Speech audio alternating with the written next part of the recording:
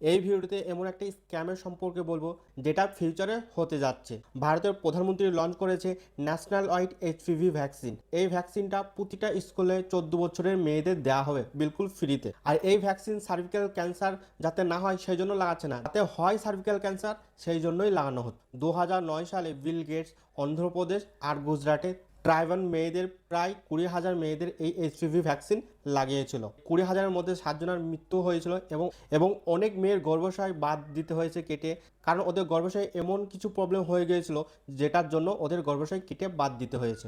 2013 সালে ইন্ডিয়ার গভর্নমেন্ট এটাকে গ্রস ভায়োলেশন অফ এথিক নাম দিয়েছিল। আর বিল গেটস এমনিতেই বলেছে ইন্ডিয়া হচ্ছে আমাদের জন্য ল্যাবরেটরি, ইন্ডিয়াতে আমরা যে কোনো জিনিস এক্সপেরিমেন্ট করতে পারি।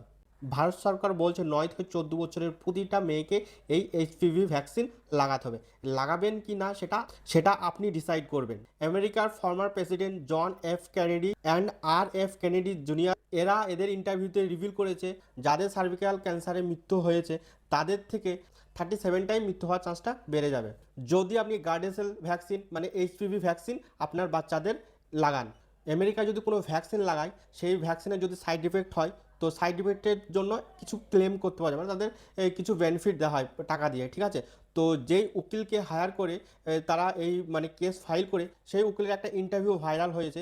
সেই ইন্টারভিউতে বলা হয়েছে যে জিজ্ঞাসা করা হয়েছে যে সব থেকে খতরনাক ভ্যাকসিন কোনটা, সেই ইন্টারভিউতে বলেছে গার্ডেসেল। আর গার্ডেসেল যে ভ্যাকসিন এটা হচ্ছে এইচপিভি ভ্যাকসিনেরই একটা ভ্যারিয়েন্ট মানে নাম, ঠিক আছে। তো আপনি আপনার বাচ্চাকে এই গার্ডেসেল ভ্যাকসিন লাগাবেন কি না সেটা পুরোটা আপনার উপর নির্ভর। আর আমি যেই তথ্যগুলো দিলাম সেই তথ্যগুলো আপনি অবশ্যই একবার গুগলে বা আপনি রিসার্চ করে নেবেন আপনার নিজের মতো করে।